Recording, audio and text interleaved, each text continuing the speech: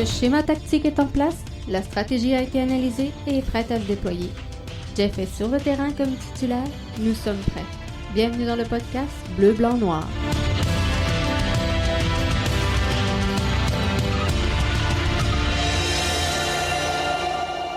La MLS s'est finalement entendu. Quelle bonne nouvelle. C'est entendu avec ses 729 joueurs, les 85 joueurs sur son comité de négociation, l'exécutif de 7 joueurs qui représentent le collectif de l'association des joueurs et qui forment la MLSPA. Bonne nouvelle, enfin, ça faisait 2 jours que ça nous travaillait, ça faisait 2 jours qu'on était ici branchés avec vous sur la nouvelle pour vous livrer l'information et ce soir, on ne fera pas abstraction, je vais le dire comme il faut, à cette règle. Alors, on va vous livrer toute l'info qu'il faut sur le sujet. Vous êtes avec Jeff Morancy, ça s'appelle le podcast BBN et ça débute maintenant. Disons simplement que tu veux mettre toutes les chances de ton côté pour ne rien manquer du podcast BBN, un des meilleurs podcasts sportifs au Québec, directement orienté vers l'impact et la MLS. Je t'invite à nous suivre via nos différentes plateformes. Pour le podcast, nous sommes sur Apple Podcasts, Spotify, Google Podcasts et plusieurs autres. Nos vidéos sont disponibles sur notre chaîne YouTube et sur notre page Facebook. Pour ne rien manquer de l'interaction de Jeff avec son auditoire, viens nous suivre sur Twitter et sur Facebook. Dans tous les cas, recherche Podcast BBN, tu vas nous trouver. Si jamais tu veux parler directement à l'animateur, utilise le compte Skype de l'émission. Ah, j'oubliais presque. Visite le site de la station aussi au www.bbnmedia.com. T'as le droit de partager si tu aimes le contenu. Bon podcast. Hey, bienvenue à toutes vous autres. Jeff qui est là, bien branché avec vous. C'est l'édition du 3 juin 2020.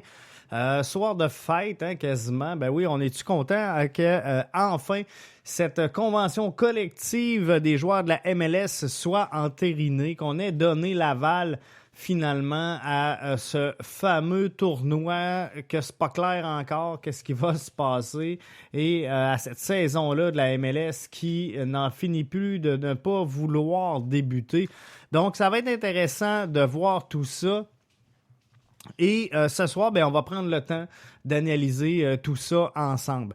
Qu'est-ce qui doit primer dans toute cette opération qu'il y a eu de haute envergure au cours des derniers jours et qui aura abouti sur la signature finalement. On a entériné cette convention collective-là et ça, c'est bien fait. Donc, il fallait que tout le monde arrive à se mettre en accord et on a finalement trouvé un terrain d'entente. Et qu'est-ce qui doit primer dans cet accord-là? Est-ce que c'était le bien des joueurs? Est-ce que c'était le bien des propriétaires? Est-ce que c'était le désir des fans qu'on devait combler? Est-ce que c'était les désirs des présentateurs sportifs de présenter des matchs? Moi, je pense que l'important, ce qui doit être la primauté dans tout ça, c'est la santé et la sécurité de l'ensemble des intervenants dans le dossier. Donc, la sécurité et la santé, je devrais plutôt dire, des joueurs, des entraîneurs, du staff. Et là, maintenant qu'on sait qu'on s'en va, direction Orlando pour reprendre un peu les activités et débuter ce tournoi-là. On a appris aujourd'hui que tous les joueurs et tout le personnel qui prendront part à l'événement seront testés. Donc ça, c'est une bonne nouvelle. On fait les choses de la bonne façon et on les fait bien. Il y aura également une analyse qui sera faite au cas par cas de pour ceux et celles qui ne seraient pas en mesure pour une raison quelconque de se présenter à ce fameux tournoi. Donc, le tournoi, dans son ensemble, n'est pas une suggestion, mais une obligation contractuelle des joueurs de la MLS. Par contre, il y aura des exceptions qui seront faites. Il y aura des frais qui seront assumés par la direction et par la Ligue, je devrais donc dire, et les équipes pour supporter les joueurs dans la prise en charge, par exemple, de la famille, de la garderie et de ces choses-là. Donc, c'est super important. C'est des points qu'on ne parle pas souvent, mais qui deviennent importants dans une négociation pandémique, comme c'était le cas présentement. Donc, c'est super important de voir comment tout ça va se dérouler et comment on va interagir pour le reste et quel sera le protocole à établir pour revenir et reprendre les activités à travers tout le circuit. De ce qu'on comprend et de ce qui ressort aujourd'hui, c'est que finalement, le tournoi prévu du côté de Orlando sera un prélude, une base pour établir le protocole de retour au jeu dans chacun des marchés qui composent la MLS. Donc, c'est pas facile. Il n'y a pas deux endroits où c'est pareil. Il n'y a pas deux endroits qui vont gérer le dossier de la même façon.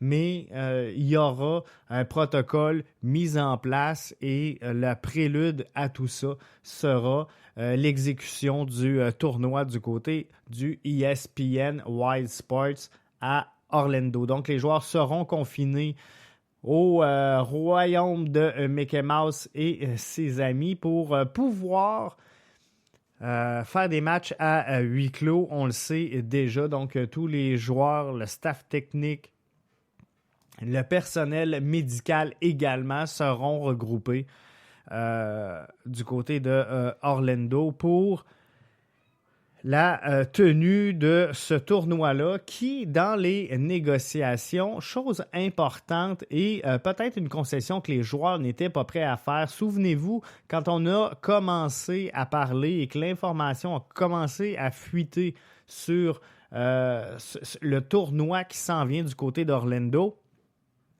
plusieurs parlaient de 2 à 3 mois facilement. Là, on parle de 4 à 6 semaines. Donc, on est plus dans le 1 mois et demi. Et je pense que ça va faire le plus grand des plaisirs aux joueurs qui n'étaient peut-être pas prêts à mettre une croix sur la valeur familiale finalement pour rescaper la saison MLS. Et je respecte ça dans son entièreté. Donc, le tournoi du côté de Orlando, je le rappelle, sera une base pour établir un protocole de retour au jeu dans chacun des marchés qui sera évalué au cas par cas. Où est-ce que ça chopait les négociations entre la MLS et l'association des joueurs? Il y a cette fameuse clause dont tout le monde parle, qui était sans aucun doute l'enjeu majeur et principal dans le dossier présentement. Et c'est sûr que c'était au cœur des enjeux de la négociation parce que, advenant une baisse, je vous explique grossièrement et pas nécessairement avec toute la précision, mais je veux que vous vous faites une idée. Mais grossièrement, ce qu'on pouvait retenir de tout ça, c'est qu'advenant une baisse des revenus et de l'achalandage au tourniquet des équipes de la MLS dans quelques marchés, on pouvait tirer la plug sur la convention collective. Et ça faisait pas l'affaire de tout le monde. Donc, c'est un peu là que ça chopait. Les projections quinquennales, donc la MLS étudiait un plan de 5 ans, présentait des pro-forma, on va le dire comme ça parce qu'on ne peut pas parler d'état financier au futur, donc présentait des pro-forma pour les 5 prochaines années, donc un plan quinquennal qui a dû être revu à la baisse, sachant clairement que la saison actuelle était compromise, que la remise à niveau du sport professionnel, et c'est autant en MLS que dans l'ensemble des circuits de sport professionnel à travers toute la planète, sera un processus long, un processus en crescendo, un processus ardu qui fera en sorte qu'on va lentement mais sûrement revenir à nos habitudes, mais la pente de la progression, du retour des gens dans les estrades se fera lentement. Donc, pour toutes ces raisons-là, pour le fait qu'on joue des matchs à huis clos, pour le fait qu'on devra assumer des frais au niveau des joueurs, que ce soit des frais de garderie, des frais de garde, des frais d'hébergement pour la famille, que ce soit pour tester les joueurs, parce que tout le monde va être testé, je vous l'ai dit tantôt, mais je vous le rappelle, c'est aux frais de la MLS. Donc, tout ça fait en sorte qu'il a fallu revoir les projections quinquennales un peu à la baisse. Il y a un ajustement donc des salaires qui découle de tout ça. Un ajustement, on parle de 5% d'ajustement de salaire pour la prochaine saison. Et ça touche également le partage des revenus. Donc ça aussi, c'est un autre point qu'on devait revoir pour entériner finalement cette convention collective-là. Partage des revenus sera à 25%. On parle quand je parle de partage des revenus, je parle des droits télé. Donc 25% pour l'an 1, 12,5% pour 2023 et 25% pour les deux autres. Donc, principalement, ce qu'on peut dire, c'est qu'un ajustement de salaire de 5% et le partage des revenus va se faire là, entre 25 et 12,5% au cours des prochaines saisons. Donc, ça, c'est pas mal l'essentiel de ce qu'on pouvait retenir. L'autre point, c'est qu'on a confirmé que la MLS allait, pour cette saison, absorber une perte de 1 milliard de dollars. C'est énormément d'argent, vous comprendrez. Et vous comprendrez peut-être un petit peu plus le point que je défendais en début de semaine. Donc, si vous avez écouté les podcasts de lundi, si vous avez écouté le podcast de mardi également, si vous ne l'avez pas fait, je ne vous chicane pas. Je vous invite à le faire, par exemple, parce que les deux étaient très intéressants. Celui d'hier, le son était moins hot, mais j'étais donc à l'extérieur. Mais celui de ce soir, tout sur place. On est bien installé dans le studio ici à BBN Media. Donc, on est là, on est correct, on est prêt et je vous invite donc à aller rejoindre ces deux podcasts-là, les écouter comme il faut. Et ce que je vous disais, c'est qu'il y avait quand même beaucoup de fans qui décriaient le fait que les propriétaires devaient allonger un peu plus d'argent que ce qu'ils étaient prêts finalement à offrir présentement comme concession. Moi, lundi, ce que je vous disais, c'est que être propriétaire d'une équipe qui perd déjà 10 millions par année depuis les 6 dernières années, quand tu me demandes de dire, regarde, tu devrais en dépiler un peu plus, je vous avouerai que je commençais à douter de la faisabilité de tout ça. Est-ce que c'est faisable? Oui, parce que les propriétaires de clubs, à travers toutes les équipes qui forment le circuit, sont à peu près tous indépendants de fortune, mais par contre, ils sont pas pour rien, c'est parce qu'ils dilapident pas leur fortune justement et investissent aux bons endroits, aux bonnes places. Donc, ce sont des gens, des investisseurs qui sont assez avisés, sont également des gens qui sont plutôt efficients avec leur fortune personnelle. Donc, c'était difficile de dire faut injecter davantage. Tu sais, allez voir cette année Joey Saputo en lui disant écoute Joey, ça fait 6 ans que tu perds 10 millions par année. Cette année, faudrait que tu écopes une perte presque du double parce que on va présenter des matchs au stade Saputo, mais tu n'auras pas personne dans les estrades, tu ne vendras pas de billets de saison, il n'y a personne qui va manger dans tes casse-croûtes, tu vendras 0 pin bar à ta boutique souvenir, sauf que quelques cossins que tu pourras trouver preneurs en ligne. À un moment donné, je trouvais que ça faisait énormément et de demander que toute la charge soit mise sur les épaules des propriétaires du circuit, je trouvais ça un peu difficile. Si vous voulez en parler, si vous voulez en discuter, pour ceux et celles qui écoutent en première diffusion. Donc, si vous écoutez ce podcast et qu'on est présentement mardi le 3 juin 2020 à 8h16, 20h16, on s'entend, je vous invite à venir me donner votre opinion là-dessus. Est-ce que vous êtes content? Est-ce que vous êtes satisfait de cette entente-là? Avez-vous hâte de voir que le soccer reprend? C'est tout ça qu'on se partage ce soir. Donc, restez là. Dans une petite minute, on poursuit le podcast. Disons simplement que tu veux mettre toutes les chances de ton côté pour ne rien manquer du podcast BBN, un des meilleurs podcasts sportifs au Québec, directement orienté vers l'impact et la MLS.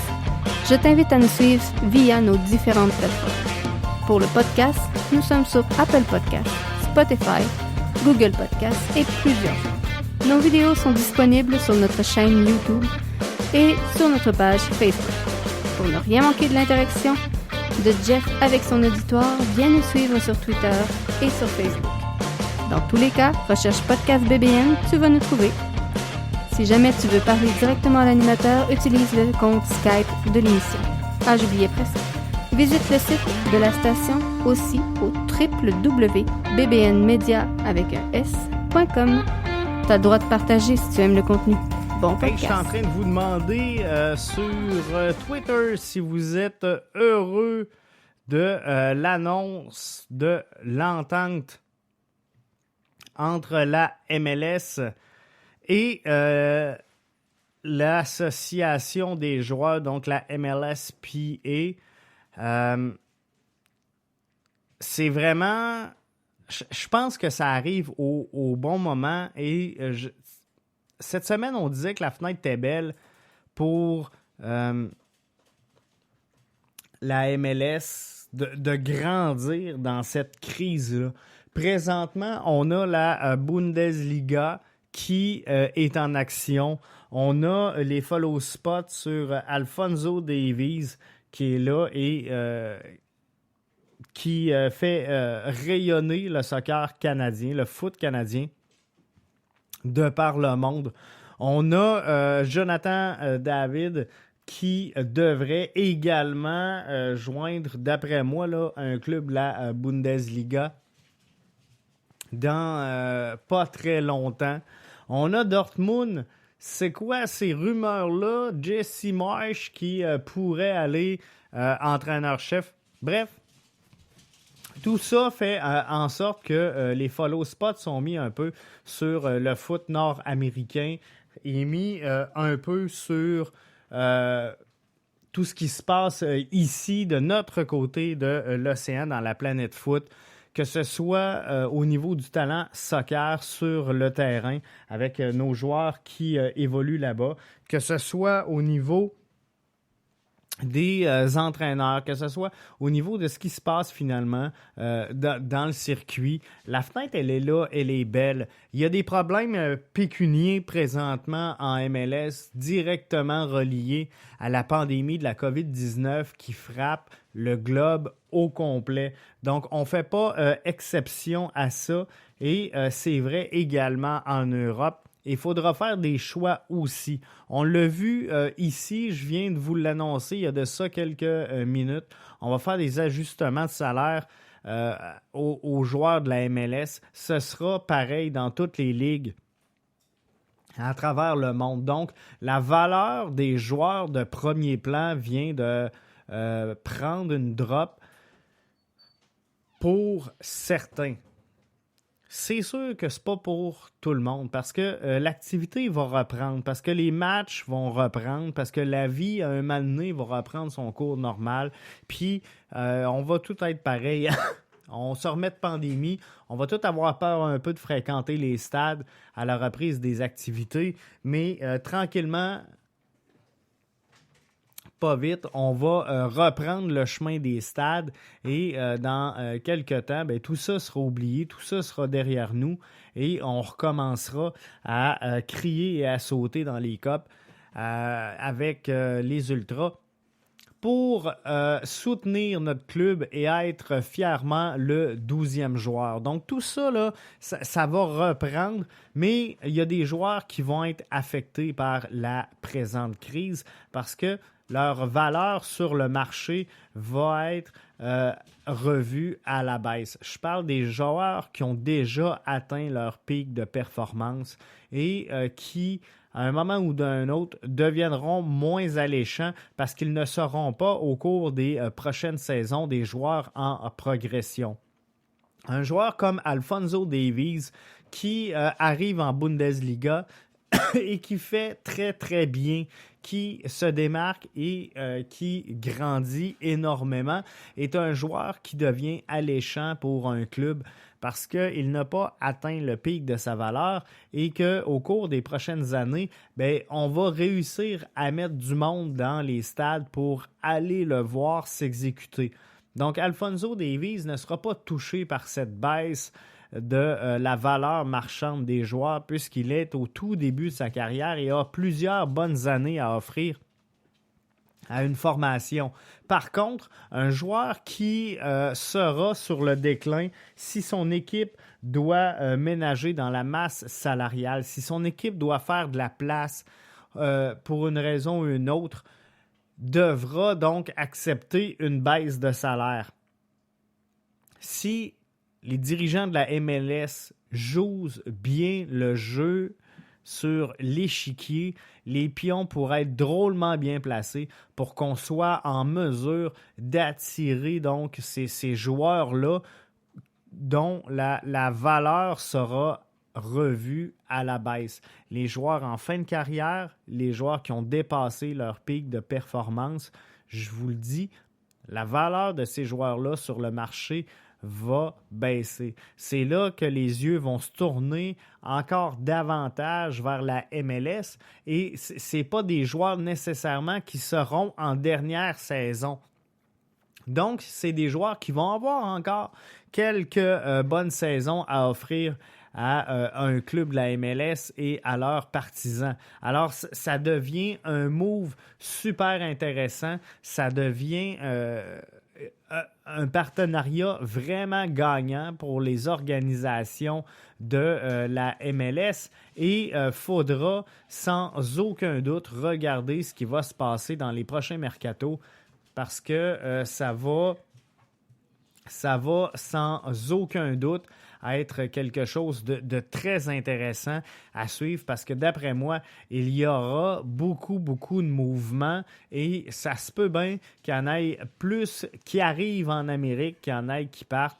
Donc ça, c'est super intéressant pour la valorisation de la MLS qui doit placer ses billes, je vous le rappelle, pour la prochaine négociation de contrat télévisuel. On fonde beaucoup d'espoir et là aussi, il faudra admettre du côté de la direction de la MLS, de Don Garber et de toute son équipe que le contrat devra être revu à la baisse parce que la valeur en début de contrat sera beaucoup moins présente. Et avec la fin de la COVID, le temps que les annonceurs reviennent, le temps que l'activité économique reprenne son cours partout à travers le globe, et vous le voyez, là, quand on annonce des fermetures de géants comme Sportium, Cell, Rateman, Walmart qui a fermé 289 établissements. C'est pas rien, là. On parle d'un géant américain qui ferme 289 boutiques. La crise a vraiment fait mal à plusieurs industries. Donc, avant que tout ce beau monde-là se remette en branle, c'est sûr que sur le marché du sponsorship, ça va être un peu plus difficile au cours des prochaines années. Et qui va en sortir gagnant? C'est bien sûr le fan de foot, le consommateur de foot, parce que pour vendre le foot et attirer des annonceurs, il faudra trouver des moyens encore plus intéressants que ce qu'on avait présentement à offrir aux fans. Je vous parlais il y a de ça quelques podcasts à retourner dans le passé. Si je ne me trompe pas, c'est disponible sur notre chaîne YouTube. Je ne veux pas induire personne en erreur, là, mais j'avais fait un podcast vidéo avec ça où j'ai écouté un match en réalité virtuelle. Donc, c'est-tu quelque chose qui pourrait arriver, la réalité augmentée? Allez voir, allez écouter également le podcast avec Luc Dupont, où finalement, je revenais sur tout ça. Le monde du sport va changer. La façon de consommer le sport va changer. Et ça va être très, très, très différent. Et c'est les plus innovateurs qui vont réussir finalement à passer next level. Donc, il faudra trouver la brèche dans le système qui va faire en sorte qu'on passe devant tout le monde et qu'on est en mesure finalement d'offrir le bon produit au bon public cible. Et c'est ce qui va faire en sorte que la MLS va exploser et pouvoir espérer entrer dans le club des 5. Vous savez de quoi je parle, les 5 ligues les mieux établies en Europe. La MLS n'est pas là encore. La MLS traîne la patte. Mais la MLS, je vous le dis, là, dans une fenêtre d'ici 2026, d'après moi, la MLS prend une place de choix en Amérique du Nord. Parce que la fenêtre, elle est là, elle est belle. On a la Coupe du Monde 2026 qui s'en vient. Les yeux seront rivés ici. Donc, tout est en place. Quand on dit que les astres s'alignent, c'est vraiment ça présentement pour la MLS. Les rumeurs de fusion avec la Liga MX, tout ça fait en sorte qu'il y a un momentum présentement autour de la MLS, une vibe qui fait en sorte qu'aujourd'hui, on est là, on est content et on est fier de vous annoncer cette signature d'entente entre l'Association des joueurs et la MLS qui ne pouvait pas passer à côté. La MLS n'avait pas le droit de se permettre le fait qu'il n'y ait pas de soccer. En terminant, je veux vous confirmer et il faudra voir comment est-ce qu'on sera en mesure d'appliquer tout ça. Mais la MLS désire jouer l'ensemble de la saison actuelle et de terminer le calendrier régulier, ceci incluant des matchs de série en 2021. Donc, est-ce qu'on va avoir du soccer de la MLS jusqu'au mois de janvier, février, mars? Ce sera à évaluer. Il est encore trop tôt pour statuer sur la forme de tout ça, sur la reprise, sur est-ce qu'il y aura une deuxième vague à la pandémie actuelle. Mais tout ça, c'est un casse-tête qu'il faudra mûrir et mettre en place. On est en train d'emboîter le tour du casse-tête. Et c'est comme ça qu'on réussit à construire et finir par rassembler toutes les pièces. Mais ça va être vraiment étape par étape. Hein. Là, on a démêlé les couleurs. On s'est assuré qu'on avait toutes les pièces, que tout était là. On a commencé à assembler ça avec cette convention qui a été entérimée. Donc, je pense que le frame est fait, le cadre est là. Reste maintenant à en définir le paysage et c'est ce qu'on va faire avec vous ici dans le podcast BBN. Au cours des prochains jours, des prochaines semaines. C'était Jeff Morancy pour l'édition du 3 juin 2020. Vous êtes à BBN Media, le podcast BBN, www.bbnmedia.com.